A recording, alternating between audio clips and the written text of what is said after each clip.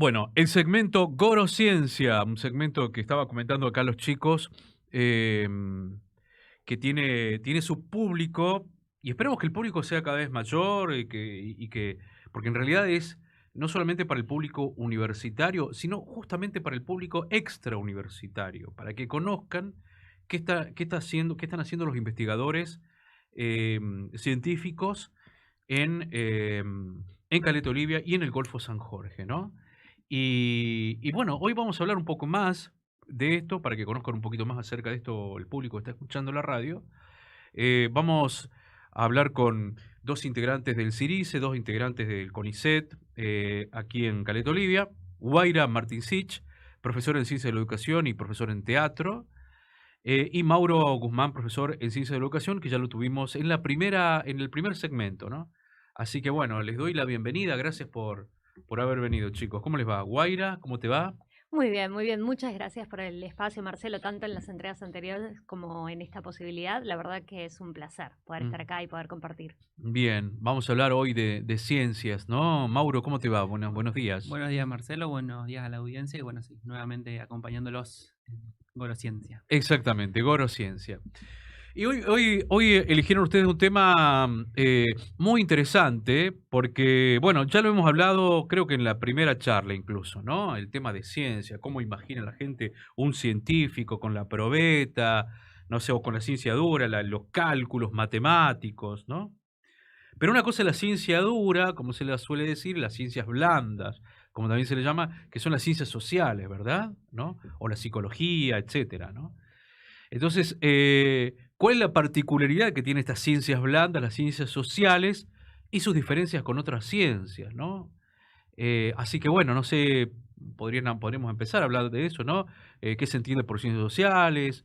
¿Cuáles son las diferencias con otras ramas de la ciencia, ¿no? Sí, sí, la charla de hoy, bueno, la pensamos para dialogar acerca de, bueno, cuáles son las particularidades de hacer ciencias sociales y humanidades. Bueno, en Ujú, nuestro caso hacemos investigación educativa, es decir, ujú. ciencias de la educación. Sí. Y tenemos pensado conversar sobre esto en base a dos ejes. Uno que mencionaste vos, que es, bueno, cuáles son las diferencias Ujú. entre las ciencias sociales y humanidades y las ciencias físico-naturales, podríamos decirle. Claro.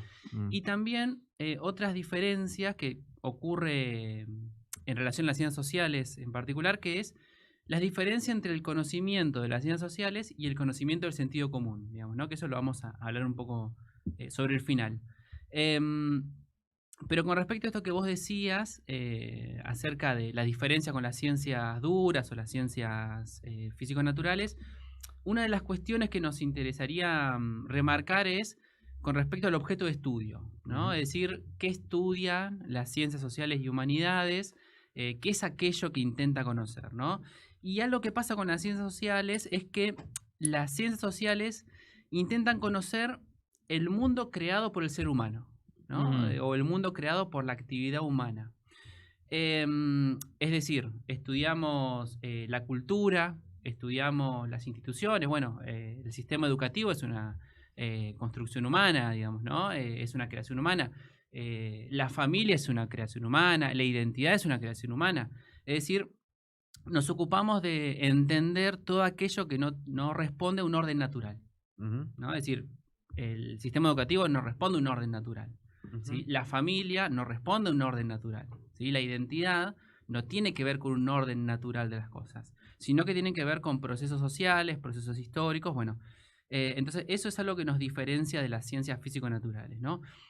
Y esto hace que el investigador o investigadora que produce conocimiento en este campo de conocimiento, valga la redundancia, que son las ciencias sociales, em, esté ubicado en un lugar controversial, digamos, ¿no? Ajá. Porque se da esta particularidad de que el científico o científica social Mm, está en ambos lados de esa experiencia de conocer, ¿no? mm, Porque al mismo tiempo construye conocimiento científico, mm, pero también es parte de ese objeto que está estudiando.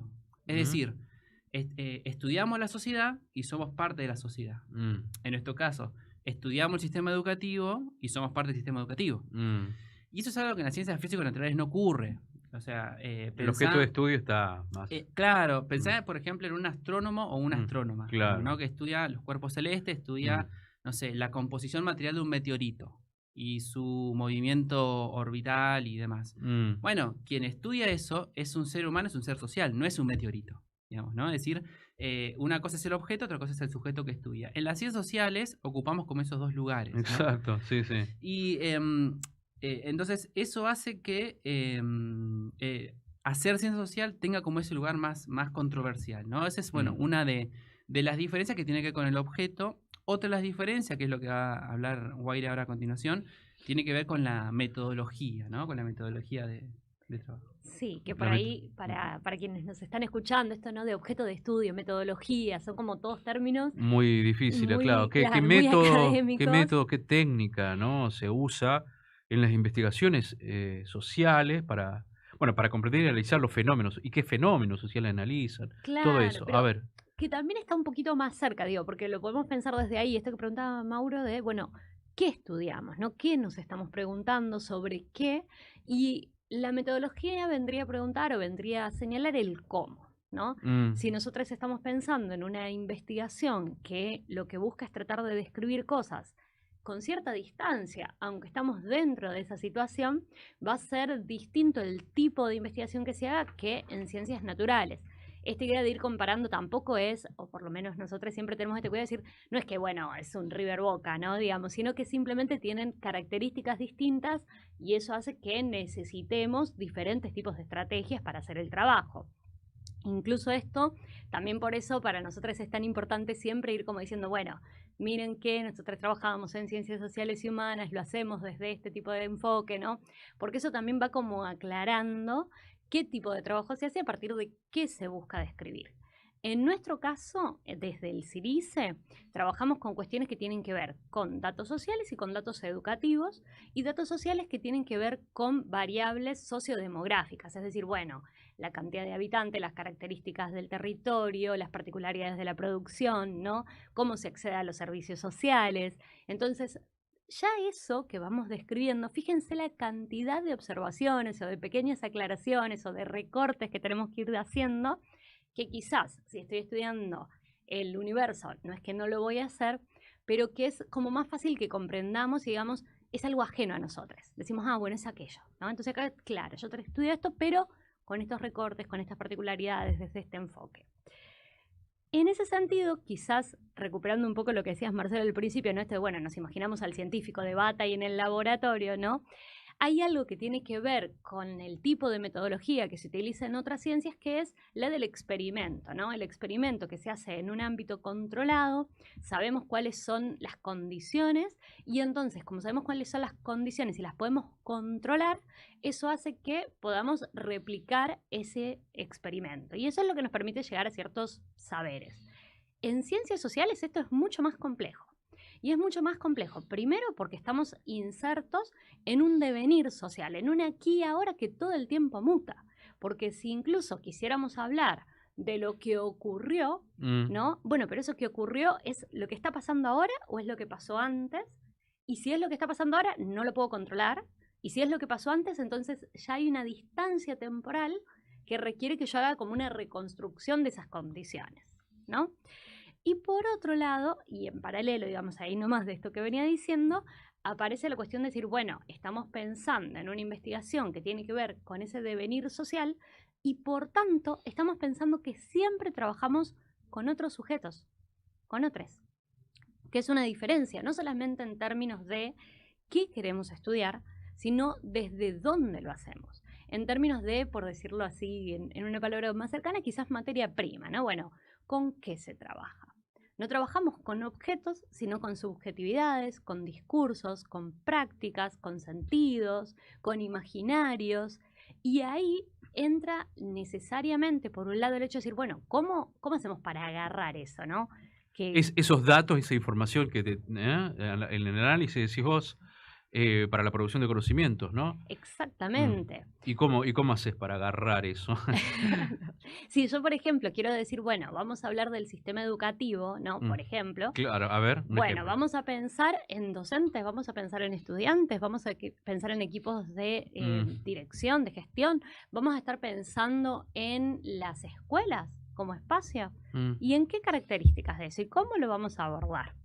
Entonces, cuando se piensa la metodología en ciencias sociales, siempre se está pensando primero en la necesidad de aclarar desde dónde se está trabajando, de definirlo con mayor precisión, porque no existe, como en otras ciencias quizás, una mirada más hegemónica que organice o que establezca cómo.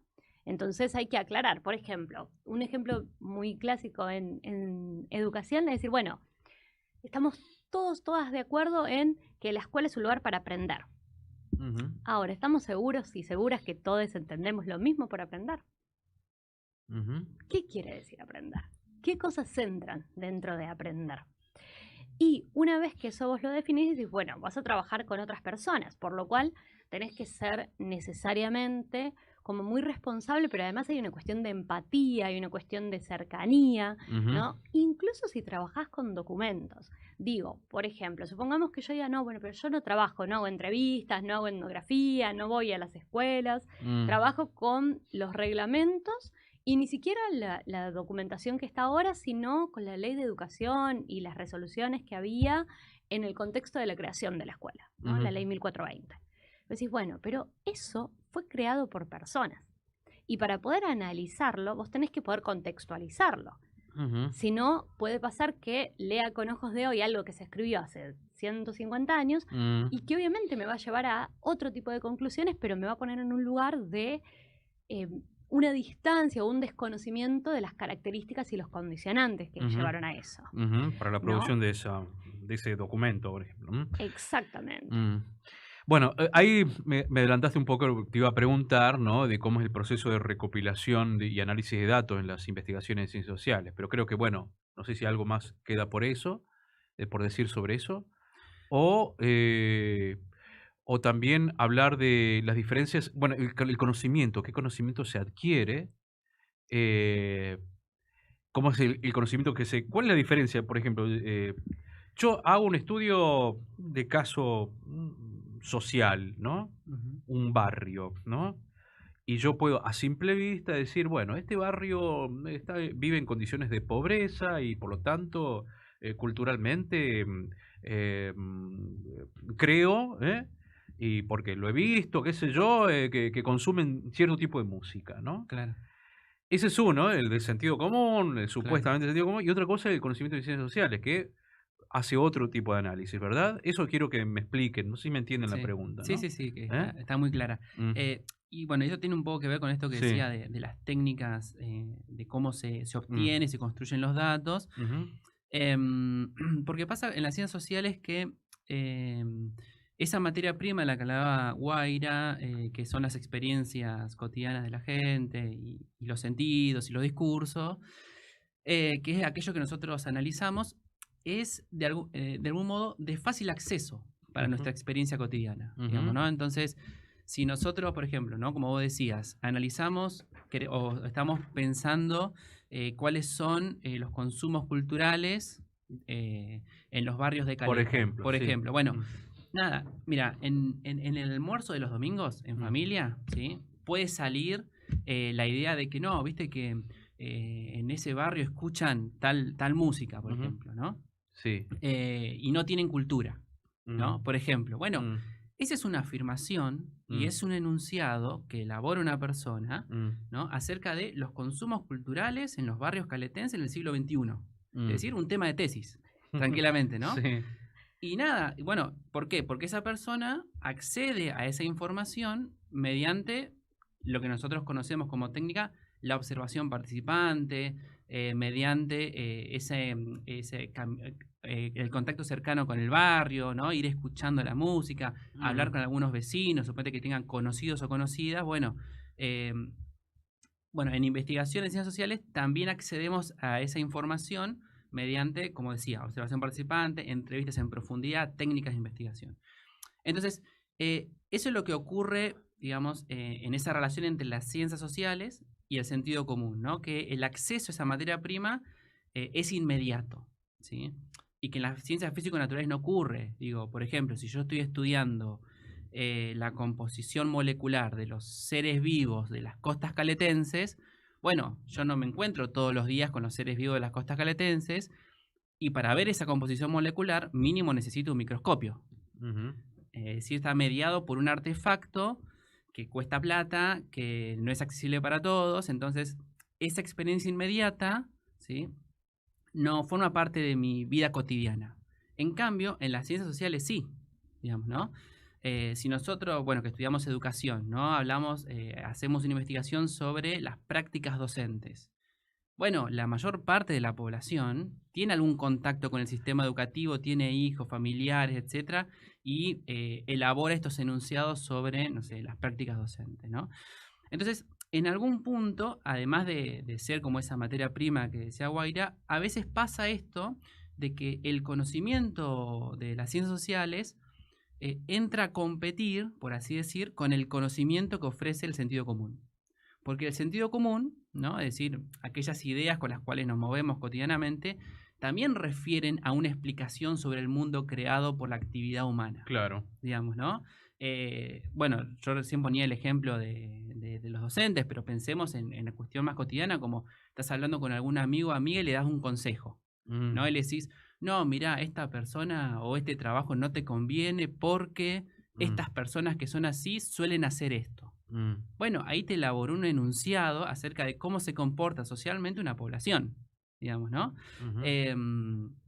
Entonces, lo que queríamos trabajar con Guaira El es... sentido común, perdón, ¿no? Sí, Pero el sentido común a veces puede estar plagado de prejuicios y un montón de cosas, ¿no? sí, exactamente, A exactamente. diferencia del conocimiento que se puede o que se busca adquirir con la investigación en ciencias sociales, ¿no? Sí, exactamente. Ahí, Sí, y que, sí, ay, perdón, no, pero nos atraviesa, digo, eso también, y que en esto que decía Mauro, estamos adentro y afuera, es una Sí, situación en la que estamos involucrados como sí, investigadores, como sí. investigadoras, eso te pasa, digamos, es algo con lo que tenemos que tener cierto cuidado, cierta vigilancia, es el término, Claro. digamos, ¿no? Decir, bueno, ¿desde dónde estoy diciendo esto que estoy diciendo? ¿Cómo lo estoy mirando? ¿No? ¿Qué es lo Mm, que va a ahora desplegar más?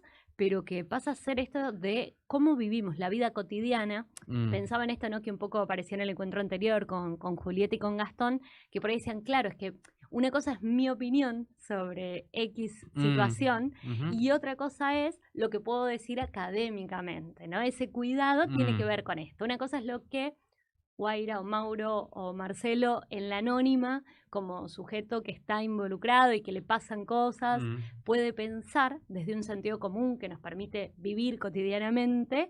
Y otra cosa es, bueno, cómo podemos llegar a cierto saber que esté validado y que tiene otras características para explicar esos mismos fenómenos, ¿no? tal cual, tal cual. sí, sí. Sí, Bueno, y en relación a estas diferencias que mencionábamos, bueno, mm, queríamos trabajar 4 diferencias a modo general que que sí. hemos preparado con Guaira. Ujú. Vamos a trabajar una cada una. Un Una de esas, ping-pong, ¿eh? tipo un ping-pong, sí. Bueno, una de esas diferencias Sí. entre ese conocimiento que ofrece el sentido común y el conocimiento que ofrecen las ciencias sociales tiene que ver con el cuidado en la rigurosidad con la que se construyen esas afirmaciones, ¿no? Que bueno, claramente en el sentido común, digamos, no es algo que se procure hacer, ¿sí? No es Ujú. algo que preocupe hacer. Pero en cambio las ciencias sociales sí, digamos, ¿no? Es decir, nosotros pasamos por muchos procesos de validación metodológica, de evaluaciones, digamos, ¿no? Digo, para, no sé, publicar un artículo científico donde hacemos divulgación de los resultados de investigación. Bueno, la parte metodológica es central, digamos, ¿no? Y esos artículos son aprobados por un comité académico, las tesis son evaluadas, incluso cuando vos pensás en aspectos más informales, digamos, también está siendo evaluados por pares. Digo, si vos lees un texto, ¿no? O estás en un congreso, en un simposio, y escuchás a un colega y su parte metodológica es medio floja, bueno, hay algo del prestigio, de la credibilidad, de si lo cito o no, que se pone en juego, digamos, ¿no? Entonces, si vos no tenés una robustez metodológica en los datos que estás construyendo, bueno, hay una suerte de relegación, ¿no? De que has relegado académicamente. Entonces, esta vigilancia epistemológica que decía Guaira también En se da de términos manera... callejeros, como un filtro acá, ¿no? ¿No? Exactamente. Entonces, más allá de que, entonces, uno cuando dialoga en estos congresos y demás, también va tomando, va recuperando, va dialogando aquellas investigaciones que tienen cierto sustento y Ujú. rigurosidad en ese procedimiento, digamos, ¿no? Esa es una de las diferencias, ¿no? Bien. Sí, y que suma esto que decías, Mauro, y ya retomo lo mío, pero dos cuestiones que está bueno por ahí para compartir, aprovechando esto a aquellas personas que no están tan familiarizadas con el ámbito académico. Por ejemplo, una cosa es cuando venimos a un medio, esto, ¿no?, de la voz del especialista, cuándo se le llama, cuándo se le pide que hable, ¿no? Y hay una cuestión ahí de prestigio. Se llama a fulanito de tal, que es reconocido, ¿no? Pero en el ámbito académico, por ejemplo, hay algo que se llama doble ciego, que es cuando vos mandás un artículo, cuando vos escribís resultados de investigación y los compartís, tu producción no tiene que decir en ningún lado, no tiene que ver nada que delate quién sos como autor o autora, y quien lo lee tampoco vos sabés quién es. Entonces, eso garantiza que efectivamente lo que se publica y lo que circula en el ámbito académico lo hace por la validez misma de esos resultados De ese obtenidos, conocimiento. Ajá. ¿no?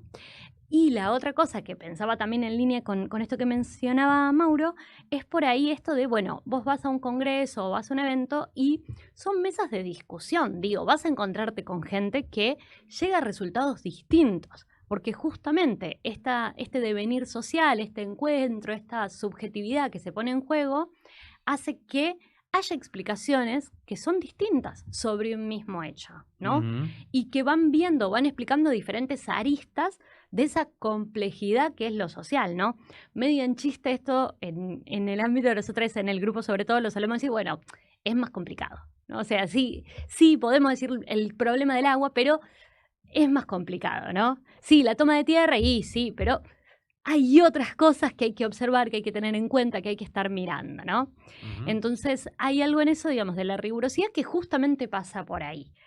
Por otro lado, va a aparecer la cuestión que tiene que ver con la cantidad de casos, digamos, con el tamaño, por decir de un modo, ¿no? El tamaño del campo, bueno, ¿con cuántas personas? Esto que vos decías al principio, bueno, yo me doy cuenta que en mi barrio pasa tal cosa, que escucho tal música, como decía, bueno, nos juntamos en un asado el domingo y medio en la sobremesa, pero si empezamos a pensar ahí, vamos a decir, bueno, ¿cuánta gente, cuántas personas o cuántos casos podemos llegar a registrar? Y bueno, me pasó a mí, le pasó a un amigo, en mi cuadra, ¿no? Cuando ya se investiga, lo que vos siempre tenés en cuenta es que, bueno, no alcanza. Yo no puedo decir el caso por la generalidad, ¿no? Y en eso también, por ejemplo, a mí se me venía, y lo digo esto con cierta prudencia, pero esto pasa también mucho en las redes, ¿no? Como, no, bueno, pero si a mí cuando me robaron fue tal cosa, entonces quiere decir que cuando roban. Y en el ámbito académico, nosotros lo que decimos es, no, bueno, claro, pero un caso es un caso y hay que ver la regularidad, cuánto se repite, qué tan representativo es eso de lo que efectivamente pasa, ¿no? Ahí está, como, ese sería un método, por ejemplo, de análisis, ¿no? La frecuencia, ¿no? No generalizar, ese tipo de cosas que, bueno, está claro. No sé si quedaba alguna otra diferencia, si no, también tenía otra pregunta también, ¿no? Sí. Porque este conocimiento que ustedes adquieren, conocimiento en las ciencias sociales, en la comprensión y explicación de los fenómenos sociales, de cómo influye en la sociedad o qué, digamos, para los desafíos que tiene la sociedad, ¿no? Ese tipo, que siempre terminamos hablando de esto, ¿no? Sí, sí. Esto que ustedes adquieren, esto que ustedes producen, este conocimiento, ¿cómo sirve para la sociedad? ¿De qué manera? Sí. ¿No? Bueno, mira, pueden servir para varias cuestiones, ¿no? Pero Sí. una de las cuestiones que me parece importante, un poco vos lo mencionaste hace rato y bueno, tiene que ver también con una de las diferencias que estamos por mencionar, que es que, por ejemplo, se suele creer que lo que le ocurre a las personas, lo que nos ocurre a nosotros, a nuestros seres cercanos y demás, son producto de decisiones individuales, ¿no? Son producto de decisiones intencionales de personas con nombre y apellido, digamos, ¿no? Hay una frase así como del sentido común que circula mucho, que es esta idea de que el pobre es pobre porque quiere, ¿no? O los jóvenes no trabajan porque no quieren trabajar, ¿no? O no estudian porque no quieren estudiar, digamos, ¿no? Entonces le va así porque no le pone ganas. Bueno, eso es algo que me parece las ciencias sociales tienen para aportar y que es discutir estos enunciados que individualizan problemas sociales, digamos, ¿no? Y lo que hacen las ciencias sociales y humanidades es entender que aquello que nos pasa está fuertemente, no solamente, pero fuertemente condicionados por condicionantes sociales, vale la redundancia, ¿no? Por variables, por redes de dependencia, digamos, ¿no? Mira, te pongo un ejemplo que se me viene a la cabeza ahora, un texto, hay un texto conocido de un científico social, que es Pierre Bourdieu. Él tiene un texto que se llama El sentido social del gusto, ¿no? Fíjate, el sentido social del gusto, es decir, el gusto, lo que nos gusta, lo que no nos gusta, que es algo tan particular, tan individual, tan subjetivo, en realidad, dice Bourdieu, está fuertemente condicionado por, él va a decir, el lugar que ocupás en la sociedad. Él va a decir, va a depender o va a estar condicionado por lo que él denomina capital económico, capital cultural, ¿no? El capital social. El capital social viene a ser aquellos vínculos sociales, aquellos círculos sociales en los que yo me muevo, digamos, ¿no? Entonces, no sé, te pongo un ejemplo, ¿no? A mí el polo no me gusta. Ahora, ¿qué polo? el deporte, ¿no? Ah, el deporte de pues polo. estaba pensando, el polo sur, el polo obrero, el polo obrero, ¿cuál era? No, entonces, el deporte, no el polo. Yo te digo, no me gusta el polo, no me interesa. Qué sé yo, pasan por la tele, si es que lo pasan, digamos, ni sé que si lo pasan, no me interesa. Ahora, ese interés o ese gusto no tiene que ver con una particularidad mía. Tiene que ver con que el polo es un deporte que está practicado por cierto estatus social. Exacto. ¿No? Que tiene que tener cierto capital económico, cierto capital social para jugar al polo. Entonces, esto es lo que nos ofrece las ciencias sociales, ¿no? De aquello que nos pasa, lo bueno y lo malo, no depende solamente de decisiones individuales, digamos, ¿no? Sino que Juan Pérez se diluye, ¿sí?, en variables sociales, ¿sí?, que permite explicar, digamos, por qué a Juan Pérez le pasan tales cosas, digamos, ¿no? Muy interesante. Ese es una así. Bien. Sí, y en línea directa con eso, la otra cuestión es, bueno, en algún punto las ciencias sociales, las humanidades, nos permiten problematizar el mundo, ¿no? Digamos, nos permiten decir, che, ¿y esto que es así? ¿No? Esta cosa, bueno, las cosas son como son. ¿Y por qué las cosas son como son? ¿O según quién las cosas son como son? ¿No? ¿A partir de qué condiciones, de qué características? ¿Cómo llegamos a suponer que esto es así y tiene que ser así? ¿No?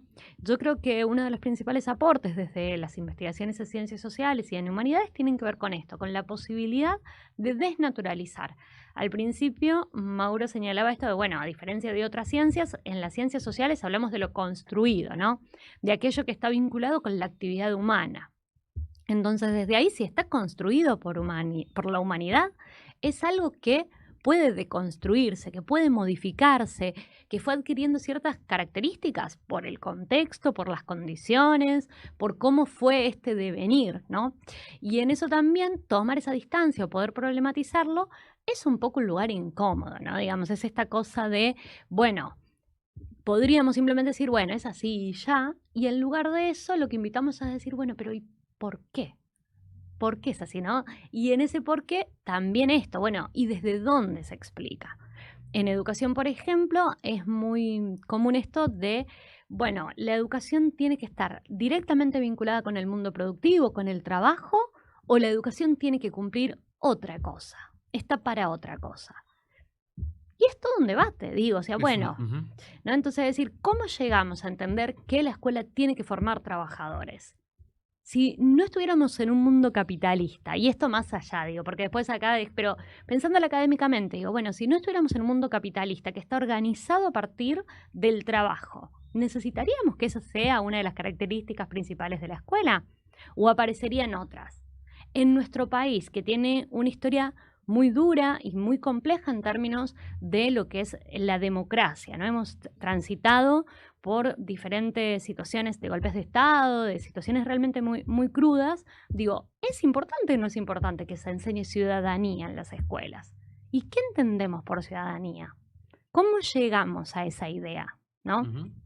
Que un poco también recupero algo de lo que decía Carla en el primer encuentro, porque esto va a ser así, es también como un diálogo, ¿no? Decir, bueno, en algún punto lo que procuramos con las investigaciones en ciencias sociales y humanas es brindar información que sirva para la toma de decisiones. Para decir, sí, estamos convencidos, este es el camino, hay que ir por acá, o lo contrario. Decir esto que nos parece que no está funcionando muy bien. Bueno, ¿y por qué? ¿Qué es lo que necesitamos que cambie y hacia dónde? Porque el cambio por el cambio. Entonces, bueno, vamos hacia dónde. ¿Qué es lo que estamos buscando? Bien. Bueno, muy interesante, ¿eh? No sé si les quedó algo más por cerrar. Creo que hemos hablado incluso de las ventajas de utilizar el conocimiento de ciencias sociales para los desafíos y las problemáticas de la sociedad, ¿no? Eh, no sé si hay limitaciones también, me quedaría como última pregunta, ¿no? De ese Ah, conocimiento de ciencias sociales.